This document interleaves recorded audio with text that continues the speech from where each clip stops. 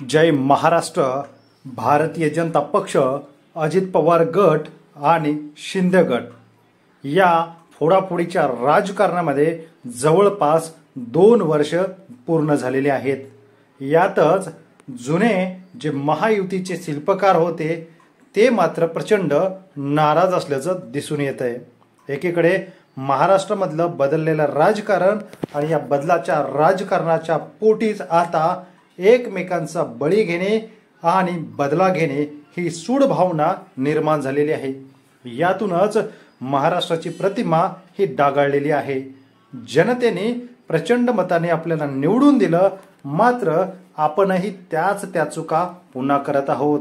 थोडंसं सुधरा आणि आपल्या विचारसरणीने पुढे चला, असा एक सल्ला आणि इशाराच राज्याचे जुने भारतीय जनता पक्षाचे नेते आणि सध्याचे केंद्रीय आणि देशामध्ये नावाजलेले नेते नितीन गडकरी यांनी सुनावलेला आहे.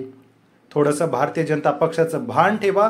आपल्याला लोकांनी निवडून दिलं होतं, मात्र आपण अधोगतीकडे जातोय का याचा विचार करा. लोकांनी ज्यांना नाराजी समोर ठेवून आपल्याला निवडून दिलं तेच चुका आपण करतोय. या फोडाफोडीच्या राजकारणापासून आपण काय शिकणार आहोत? निष्ठावंत कार्यकर्ता तयार करा. आयारामा गयारामांना संधी देणं टाळा, अशा कडक शब्दात सुनावलं. नक्की काय म्हणालेत ऐका. आपल्या पार्टीमध्ये आपला जो संस्कार आहे त्याला शॉर्टकट नाही आहे. अडवाणीजी नेहमी म्हणायचे की we are a party with a difference. म्हणजे what is a difference between BJP and Congress.